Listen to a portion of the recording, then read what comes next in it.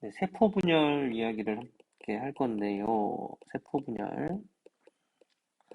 네, 우리가 분열을 할 수밖에 없는 이유에 대해서 이야기를 했었었는데, 네, 세포 분열 할 수밖에 없는 이유, 이제 세포를 먼저 좀 봐야 되는데요.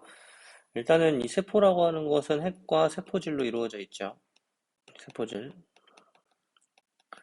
그리고 이 세포라고 하는 것은 뭐를 만들어내는 것이냐면은 에너지를 만들어내는 곳이에요. 우리가 활동하는 에너지를 만들어내는 곳인데, 에너지를 만들어내려다 보니까 뭐를 해야 되냐면은 물질을 흡수해야 돼요. 뭐를 흡수하냐면 우리가 먹은 영양소, 그리고 네, 산소, 이거 두 가지를 흡수를 해야 됩니다. 물질을. 그리고 이것들이 사용이 되면서 에너지를 만들어내면서 나타나는 부산물들, 노폐물들이 있는데 이 노폐물들이 이산화탄소와 물입니다. 그래서 이런 것들이 이동을 하는, 이런 물질들이 이동하는 현상을 우리가 물질 교환이라고 이야기를 해요. 물질 교환. 그래서 이 물질 교환이 일어나야 되는데, 이런 물질 교환이 그러면 어디로, 이런 물질들이 어디로 통과를 하느냐? 결국은 세포의 표면으로 통과를 하겠죠. 그러니까 우리 몸에 있는 세포들은 굉장히 개수가 많은데, 이러한 세포들이 각각 물질을 주고받으려면은 세포의 표면으로 이런 물질들이 통과를 해야 된다. 라고 하는 겁니다. 그래서 여기에서는 우리가 표면이라고 하는 거. 그러면 표면이 증가하면은 표면적이 커지면 세포의 크기가 커지면서 표면적이 커지면은 세포의 물질 교환이 유리하겠다라고 생각을 할 수 있지만 결국은 모두 같이 커진다. 네, 표면적이 커지면서 세포는 증가를 하면서 같이 증가를 하는 것이 크기도 같이 증가를 해요. 결국은 이 세포라고 하는 것은 결국 생장이라고 하는 과정을 거쳐야 되거든. 생장. 그러니까 표면적이 커지면 크기도 커지게 되는 일이 발생을 한다라는 거예요. 그렇다 보니까 뭐를 비교를 할 수밖에 없었냐면은 크기 대비 표면적이 얼마이냐. 여기에서 크기는 부피를 이야기를 하니까 결국은 부피 분의 표면적의 크기를 구했었고 얘가 숫자가 작아지면 작아질수록 효율이 낮아진다. 커지면 커질수록 효율이 높아진다라고 해서 결국은 이제 부피의 증가량이 표면적의 증가량을 넘어가는 경우가 생겨요. 그러니까 효율이 점점 낮아진다는 뜻이죠. 효율이 낮아지니까 물질 교환의 효율이 점점 좀 낮아져. 그러니까 뭐를 할 수밖에 없냐면은 분열을 할 수밖에 없다는 얘기죠. 분열. 세포의 크기가 줄어들어야 된다라는 거예요. 그러니까 세포가 쪼개져요. 근데 그냥 분열을 하느냐? 아니지. 세포 분열을 하는데 만약에 한 개의 세포가 여기 위에 있잖아요. 여기에 있는 세포, 얘가 분열을 한다는 얘기는 두 개로 분열이 된다라는 얘기인데 세포의 안에 있는 핵에 있는 뭐 유전 물질의 양은 똑같아야 되죠. 얘도 같아야 되고 얘도 같아야 되고 얘도 같아야 돼. 1번, 2번, 3번이 다 같아야 돼. 그러면 결국은 2번, 3번을 잠깐 다시 보죠. 만약에 여기 들어있는 유전 물질이 뭐 100이야. 여기도 100이야.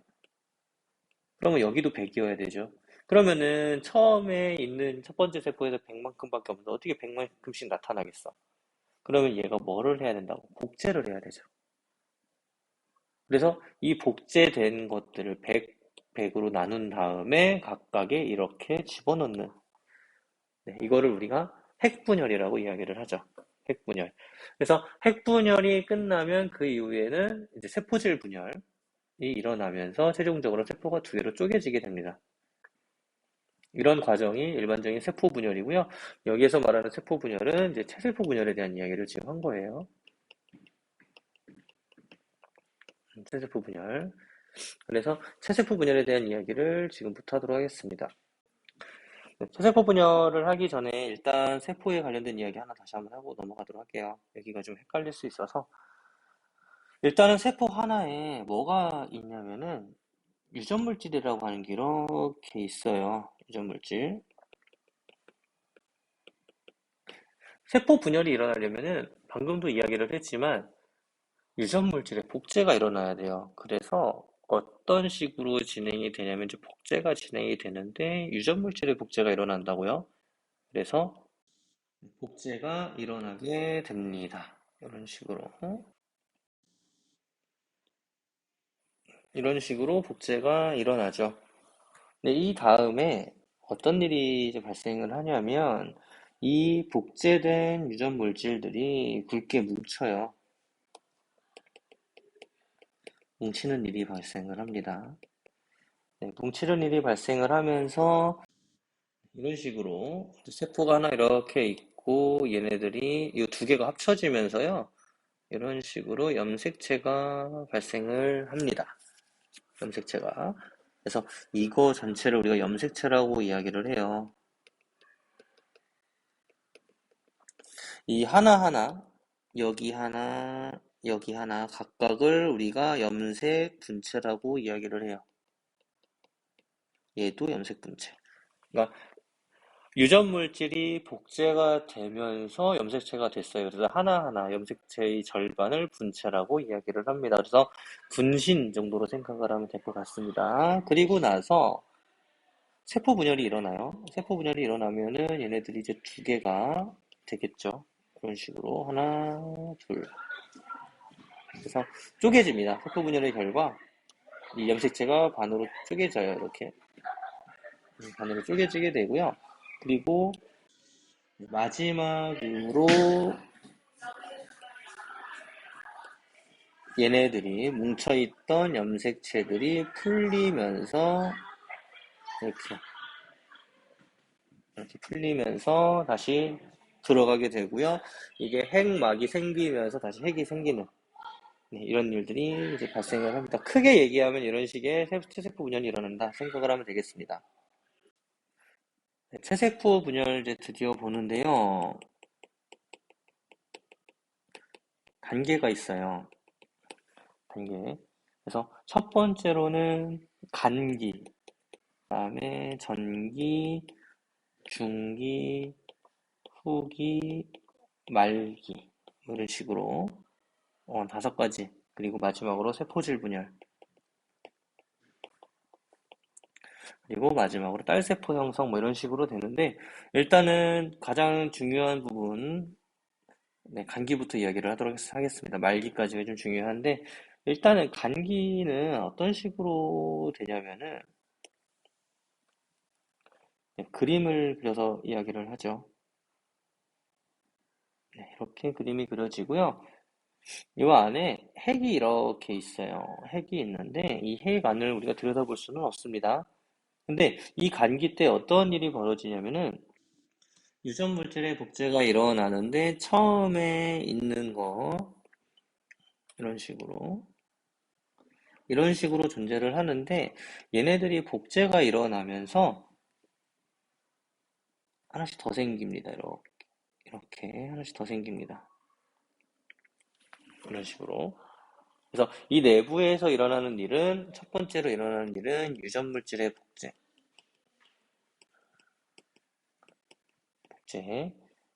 그래서 유전 물질이 두 배로 늘어난다. DNA가 두 배로 늘어난다라고 생각을 할 수 있겠죠.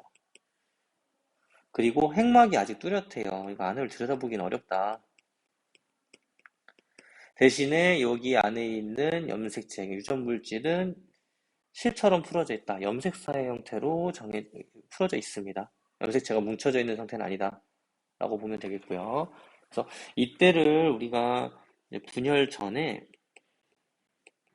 준비 단계라고 생각을 하면 돼요. 그러니까 세포 분열을 하려면은 세포 분열을 위해서 일단은 뭐를 해야 되냐면 생장이라고 하는 과정을 거쳐야 되고요. 커야 되죠. 생장을 해야 되고 그리고 생장 이후에 어느 정도 크기가 됐다라고 하면은 유전물질의 복제가 일어나야 된다라는 거. 네, 그래서 이때가 준비 기간이고 세포 분열 기간에서 제일 깁니다. 분열 전이기는 한데 어쨌든 준비 기간이 제일 길다라고 보면 되겠어요. 여기서 중요한 포인트는 이 부분, 유전물질의 복제입니다. 그리고 전기부터 말기까지 네, 전기부터 말기까지를 우리가 핵분열이라고 이야기를 해요. 핵분열. 그리고 말기 이후에 세포질 분열. 먼저 크게 이렇게 나누는데, 우리가 세포 분열하면은, 일반적으로 간기부터 세포질 분열까지, 네, 그래서 딸세포까지 만들어지는 것까지 이야기를 하고요. 네, 그래서 전기 보도록 하겠습니다. 전기. 네, 전기는 세포가 이렇게 존재를 하고요. 그리고 뭐가 여기에 있었던 요것들, 그다음에 요게 실처럼 있던 것이 실타래처럼 합쳐지면서 뭐로 나타나냐면은 염색체로 나타납니다. 이렇게 색채로 나타나는 거죠. 그래서 핵막이 사라지면서 막대 모양 염색체가 나타난다라고 했고요. 이 염색체는 두 가닥이죠. 두 개의 염색 분체. 네, 그리고 여기 쪽에 뭐가 나타나냐면은 이제 방주사라고 그래가지고 이 실들이 나타나기 시작을 합니다. 이런 식으로. 그래서 끌어당길 준비를 한다라고 보면 되겠습니다. 방주사 형성. 이렇게. 그래서 이렇게 나타나는 그림은 전기라고 보면 되겠어요. 그리고 중기죠. 중기는 어떤 식으로 이제 그림이 표현이 되냐면은 여기에 있는 염색체 4개가요. 가운데로 모여요. 이렇게 가운데로 이렇게 모입니다. 가운데로 모여서 이쪽에 방추사 있다고 그랬었어요. 그래서 방추사랑 염색체랑 연결이 이렇게 됩니다. 이런 식으로 연결이 돼요. 그러면서 여기에 있는 염색체를 염색 분체를 끊어내려고 하는 준비를 한다라고 보면 되겠습니다. 그래서 일단은 방추사와 연결이 되죠. 연결, 염색체와 연결. 그리고 세포 중앙에 배치. 이 세포의 중앙에 배치된다라고 하는 것 때문에 언제 제일 관찰을 얘네들 잘할 수 있냐면 이때 관찰이 제일 잘 됩니다. 가운데 딱 모여 있잖아요. 그래서 관찰이 제일 잘 된다고 생각을 할 수 있겠죠. 중기 때 이렇게 된다. 그럼 후기 때는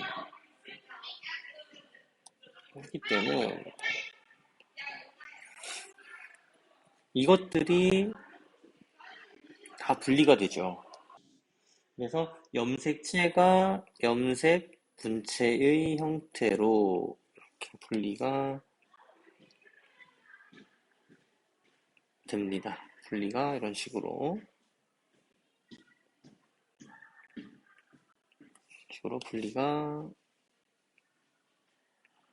되죠. 그런 식으로.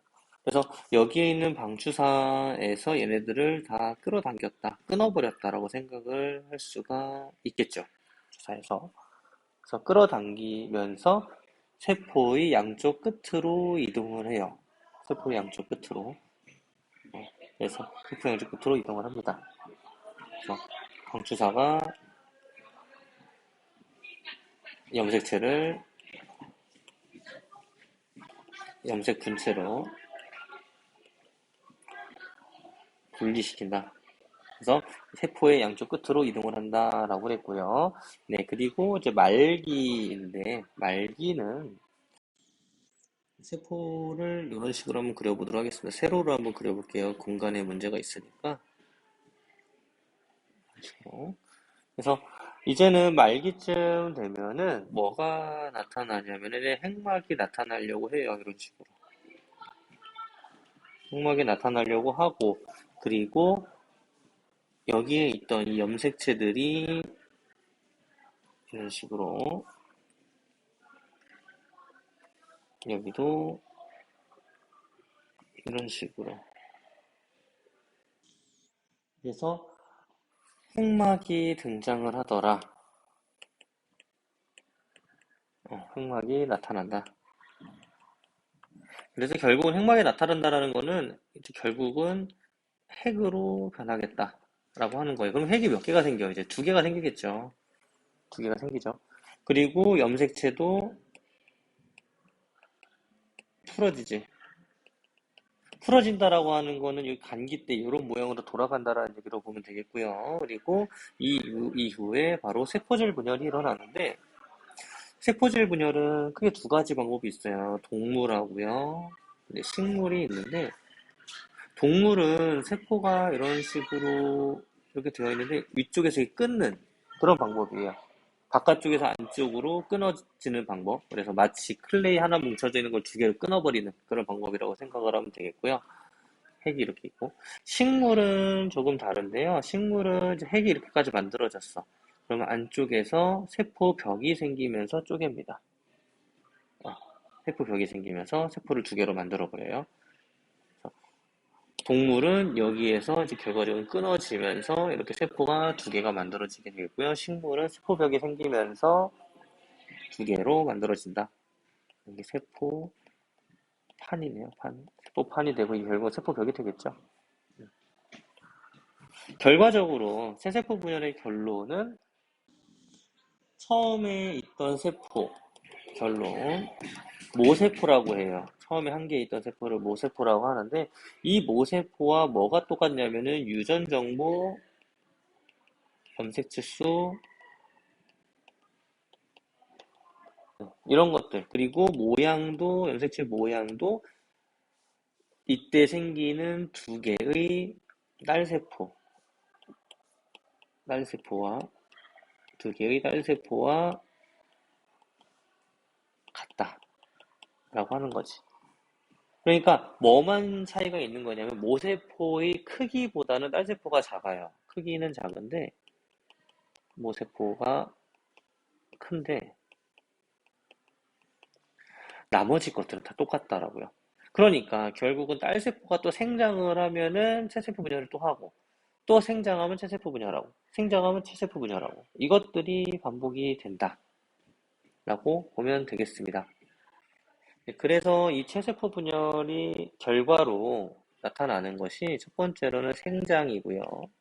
두 번째로는 재생과 관련이 있어요. 그래서 생장이라고 하는 것은 세포의 개수가 늘어난다. 세포의 개수가 늘어나면서 몸집이 커진다. 키가 큰다. 이런 느낌. 재생이라고 하면 상처가 아문다. 그리고 수명이 다해서 죽은 세포를 구충한다라고 그랬는데 우리 사람의 몸이 1초에 380만 개 정도의 세포가 계속 교체가 일어난다고 하네요. 그리고 뭐 꼬리 잘린 도마뱀, 꼬리가 새로 자란다 뭐 이런 것들. 그래서 체세포 분열 같은 경우는 이렇게 두 가지의 결과가 나타나더라라고 보면 되겠습니다.